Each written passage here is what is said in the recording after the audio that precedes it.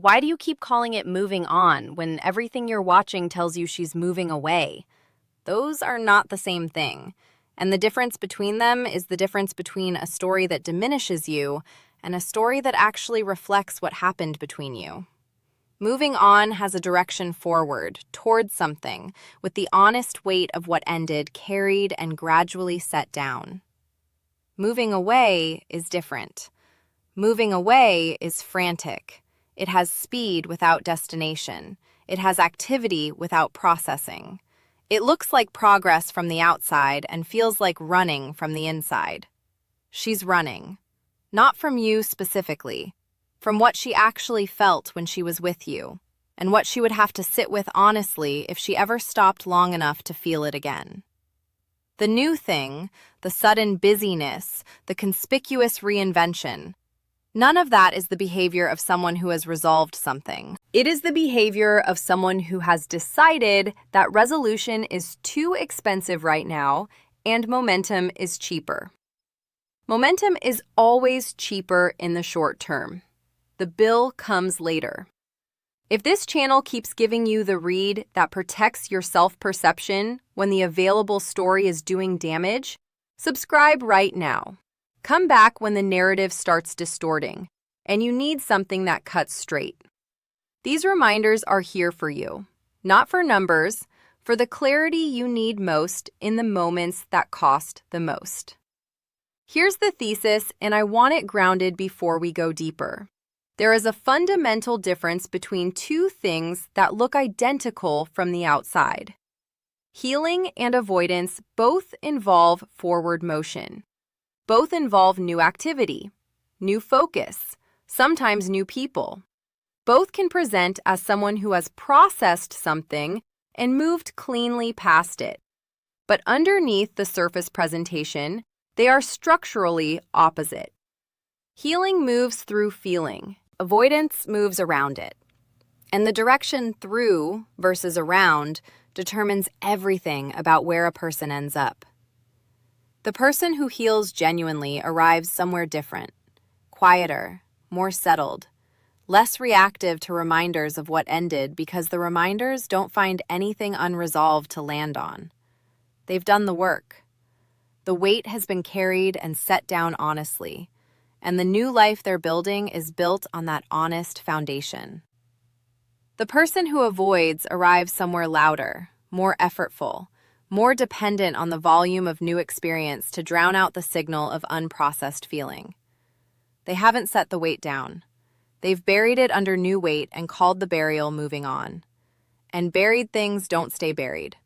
They surface in quiet moments, in unguarded hours, in the specific emotional texture of a Tuesday evening when nothing exciting is happening and the new thing isn't generating enough noise to cover the old signal anymore. She's going to have that Tuesday. She may already be having it regularly.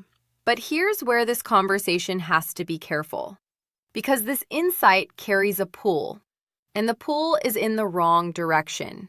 Sharp truth, knowing she's running, is information about her.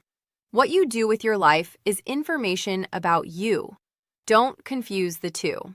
Here's the scenario that makes this concrete, and I want you inside it because the detail is where the lesson actually lives. Two people find out that the person who apparently moved on fast is actually running from something real. First person receives this as validation, as evidence that the score isn't what it appeared, as a reason to stay emotionally adjacent, watching from a distance, keeping peripheral awareness of when the running slows down, positioning themselves as a potential destination when the avoidance finally exhausts itself. That person is not free. They've just found a more sophisticated way of waiting. Second person receives the same information and does something different with it. They feel the quiet correction of a story that was doing damage. The story that said what you had meant nothing, that you were replaceable, that the speed of her moving on was a verdict on your worth. They let that correction land. They feel the genuine release of it. And then they close the file. Not because they don't care, because they've decided that their life is the primary project, and a project that primary doesn't have room for monitoring someone else's avoidance timeline. They go back to building completely without a thread attached to when her running eventually stops. One of those people is living their own life.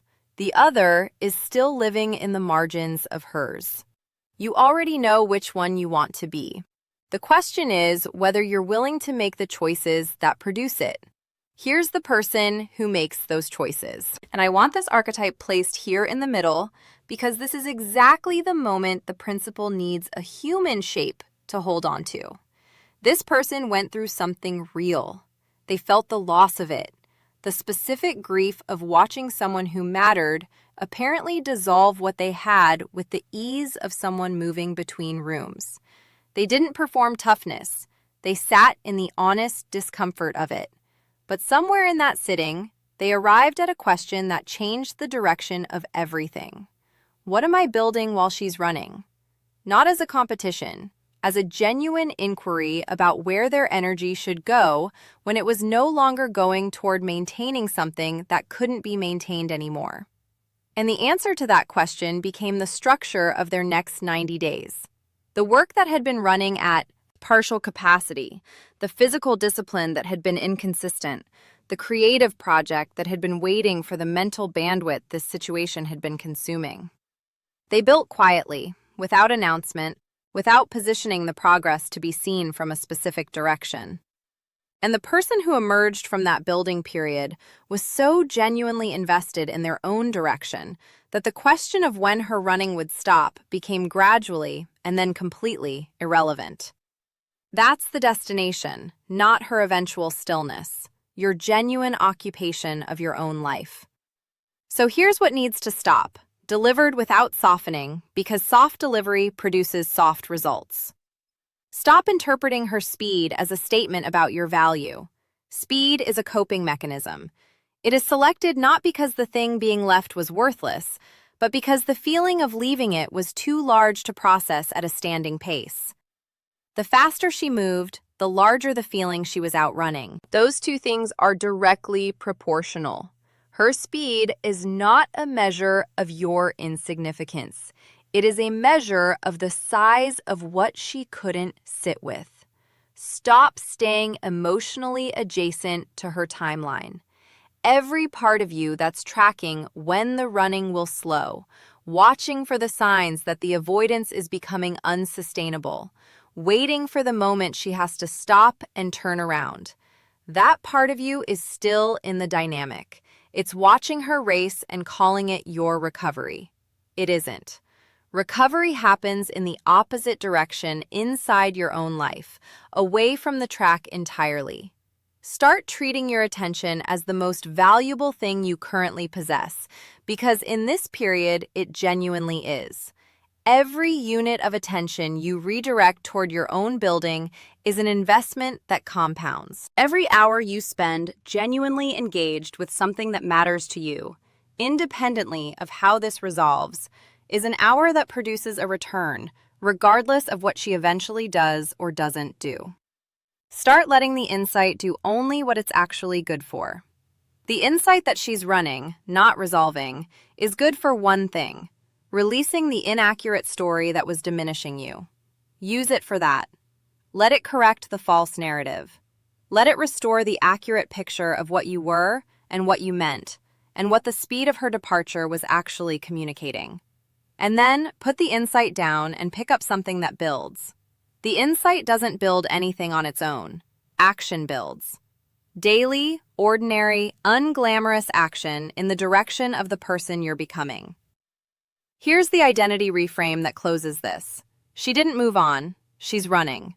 And running, sustained long enough, always arrives at the same destination. The feeling that was being avoided, unavoidable, still there, waiting with the patience that unprocessed things always have because they have nowhere else to be. That reckoning is hers.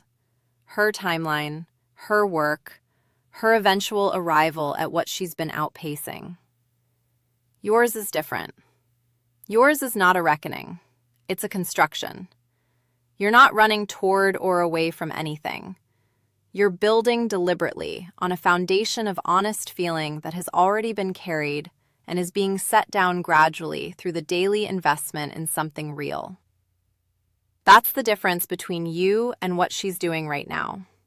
She's generating speed. You're generating depth.